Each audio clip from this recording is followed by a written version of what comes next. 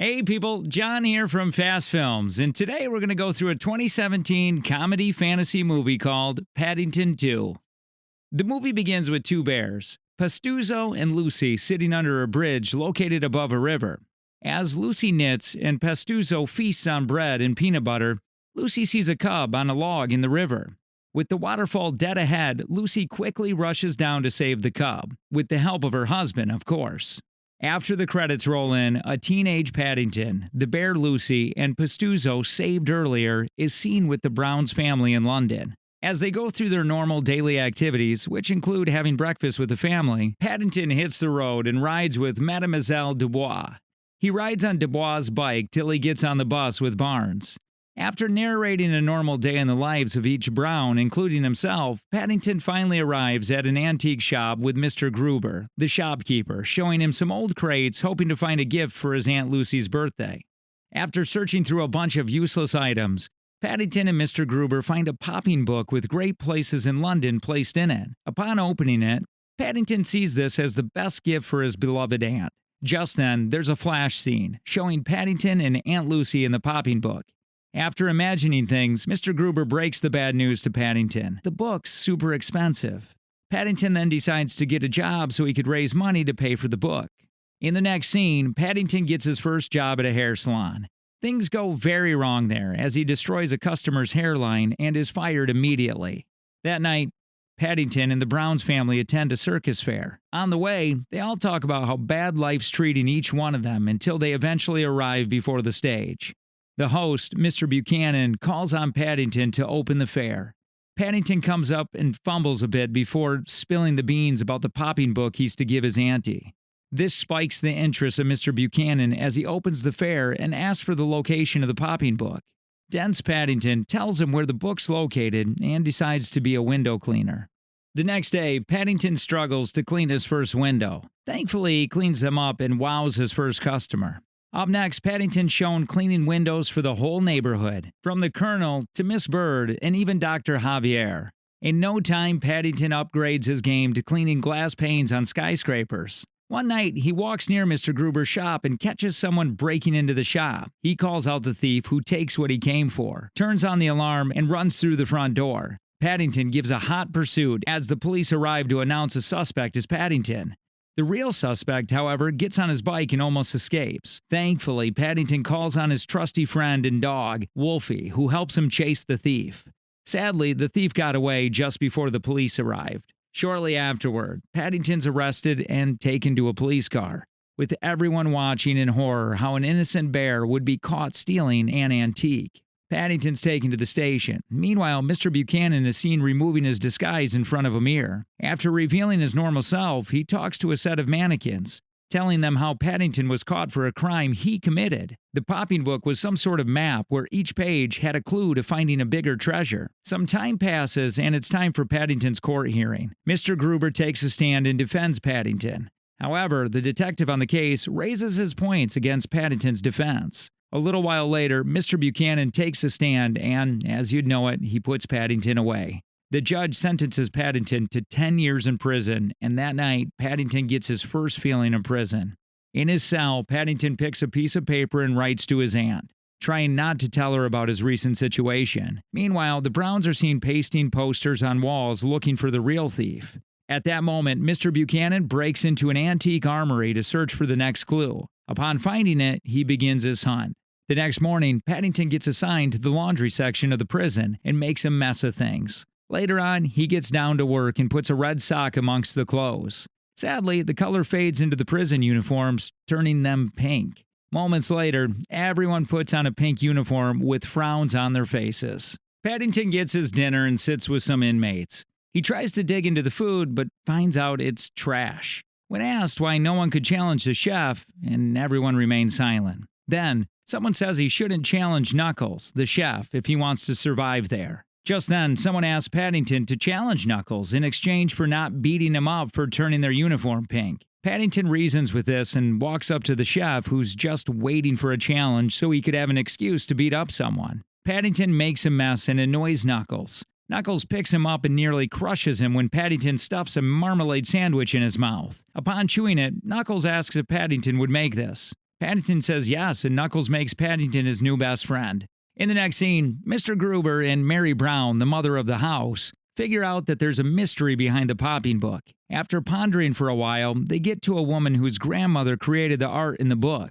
Getting to the circus, the woman tells them about her great-grandmother using a pop-up book to hide her fortune. After hearing this, Mary tells her husband, Henry, that the pop-up book, which represents the 12 landmarks of London, could have clues to the treasure. Henry begs to differ as he doesn't believe his wife. Mary, on the other hand, says she strongly believes the thief knows about the fortune too, and she's right. Mr. Buchanan puts on his disguise and dresses as a nun to infiltrate the next clue. At the prison, Paddington's woken up by Knuckles to prepare marmalade. Upon getting to the prison's kitchen, Knuckles settles down to read his newspaper while Paddington does his business. He fumbles at first, but soon gets the hang of things. He annoys Knuckles by constantly quoting his Aunt Lucy. Knuckles insults Lucy, causing Paddington to give him a very hard stare. After being called back to life, Paddington tells Knuckles that he'd need a helping hand on making this much marmalade. Knuckles lends his hands, and together they make the marmalade. That morning, the Browns visit the cathedral and find out a nun went berserk and destroyed a statue. We all know Mr. Buchanan was the disguised nun, as the vice deputy head of security narrates how he spotted him or her and couldn't get his hands on her. Back at the prison, Paddington announces the new item on the prison's menu, marmalade. Everyone stares at him, but Knuckles soon joins in and urges them to dig in. Moments later, Paddington and Knuckles find out how much the prisoners enjoy the marmalade. After eating the breakfast, they all give Paddington and Knuckles a round of applause. After an awkward silence, some of the inmates stand up and tell Knuckles about the unique recipes they'd like to try. Paddington and Knuckles give them the go-ahead to make things work as the inmates are granted access to the kitchen. Just then, a couple of flash scenes are shown, with Paddington and the inmates making bountiful delicacies in the kitchen and showing them sumptuously. The next day is visiting day, and the Browns visit Paddington. After explaining how they all hit brick walls on the case, Knuckles and some of the other inmates step in to help identify the criminals. Henry's skeptical at first, but soon let the others help out. Unfortunately, Knuckles and the other inmates aren't able to help out. One morning, there seems to be mild chaos without Paddington around. Mary walks up to the newspaper stand and discusses Paddington's case with the keeper when Mr. Buchanan invites her into his house to hear all she has to say about her investigation. Mary gets inside and lets Mr. Buchanan know about her concerns about Paddington's case. Mr. Buchanan pays no attention to Mary's concerns as he just boasts about his new gig in his acting career. Mary's surprised at Mr. Buchanan's indifference and lets him know about it. Just then, Mr. Buchanan comments on the real thief, which spikes Mary's suspicion. Later that day, Mary explains to her family that Mr. Buchanan could be the man behind the entire theft and sightings. Henry walks out of the house, but Miss Bird says she's up to help catch Mr. Buchanan. That night, at the prison, Knuckles and an inmate try to talk Paddington into joining their escape plan. Paddington, who's a saint, says he's not interested and still believes in the Browns. The next day, Judy and Jonathan Brown, the kids of the house, visit Mr. Buchanan's agent.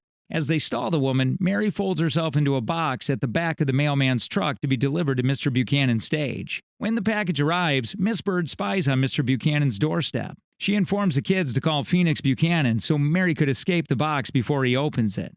Thankfully, their prank call works as Buchanan picks up his things to attend the party his agent, Felicity, was attending at Ritz. Mary gets out of the box and lets her husband into Buchanan's house. Henry chastises her for breaking into someone's house. However, his claims are proven bogus when they find out Buchanan owes almost everyone in town money. Henry's still skeptical until they open Buchanan's attic and find all his disguises are there. As they marvel over the discovery, Buchanan arrives. He meets Henry there and is nowhere near surprised to see him there. After giving him half-past explanation, he finds Mary checking his windows. Buchanan ushers them out of his house and gets to his attic to check the popping book.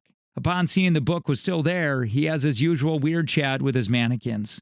In the next scene, the Browns are seen at the station trying to report their findings to the police. The officer there tells them to find more evidence before tabling their case before the court. As the officer steps out, the Browns realize they've missed their once-a-month visit to Paddington's prison. Paddington is then seen alone on his bed, sleeping when a large forest suddenly grows around his cell. He hears his aunt's voice and rushes over to see her. Upon meeting her, he breaks it to her that he's now in prison and that the Browns have forgotten him.